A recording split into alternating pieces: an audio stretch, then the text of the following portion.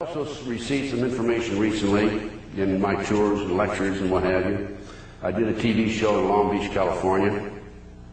One of the gentlemen involved in the show was in the U.S. Army at one time. He told me that in the spring of 1973, we had bombed all of the North Vietnamese supply lines. We had mined their harbors.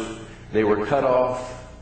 And one of his associates was in the communication room in Saigon. And this is, of course, a classified job. And when he was in this room, he received this message from the North Vietnamese: "We surrender unconditionally." He passed it on to his superiors, and all Army personnel were immediately ushered out and replaced by State Department personnel. It was shortly thereafter that Kissinger met with the North Vietnamese officials in Paris, France. Why do these things happen? Why do these things happen? Why do these things happen? Decades back, in late 1972, South Vietnam and the United States were winning the Vietnam War decisively by every conceivable measure. That's not just my view. That was the view of our enemy, the North Vietnamese government officials. Victory was apparent when President Nixon ordered the U.S. Air Force to bomb industrial and military targets in Hanoi, North Vietnam's capital city, and in Haiphong, its major port city. And we would stop the bombing if the North Vietnamese would attend the Paris peace talks that they had left earlier. The North Vietnamese did go back to the Paris peace talks, and we did stop the bombing, as promised. On January the 23rd of 1973, President Nixon gave a speech to the nation on primetime television, announcing that the Paris Peace Accords had been initialed by the United States, South Vietnam, North Vietnam, the Viet Cong, and the accords would be signed on the 27th. What the United States and South Vietnam received in those accords was victory. At the White House, it was called VV Day, Victory in Vietnam Day.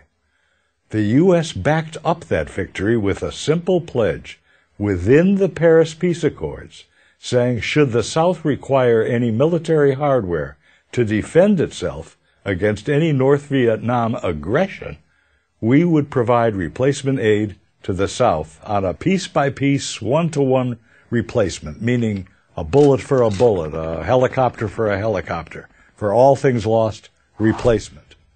The advance of communist tyranny had been halted by those accords. Then it all came apart, and it happened this way.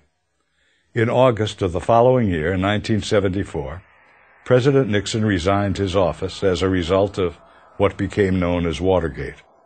3 months after his resignation came the November congressional elections, and within them the Democrats won a landslide victory for the new Congress. And many of the members used their new majority to defund the military aid that the United States had promised, peace for peace, breaking the commitment that we made to the South Vietnamese in Paris to provide whatever military hardware the South Vietnamese needed in case of aggression from the North. Put simply and accurately, a majority of Democrats of the 94th Congress did not keep the word of the United States.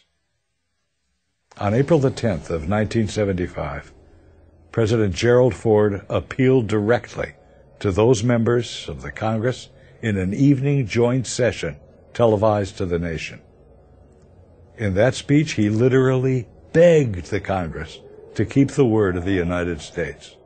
But as President Ford delivered his speech, many of the members of the Congress walked out of the chamber.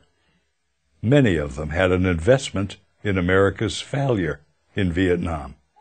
They had participated in demonstrations against the war for many years, and they wouldn't give the aid.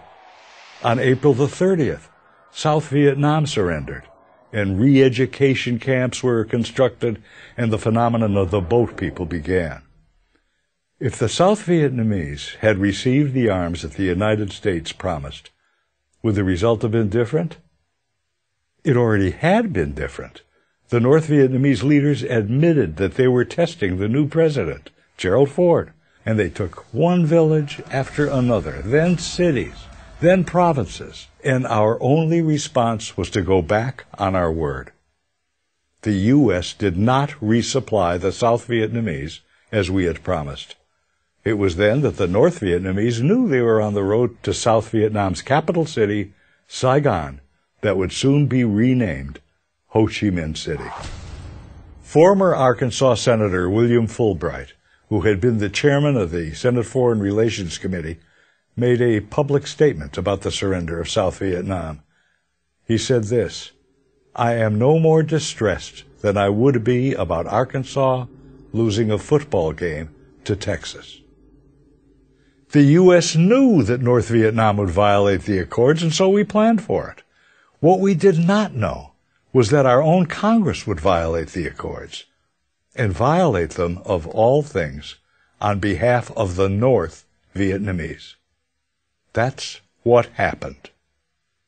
I'm Bruce Hershenson.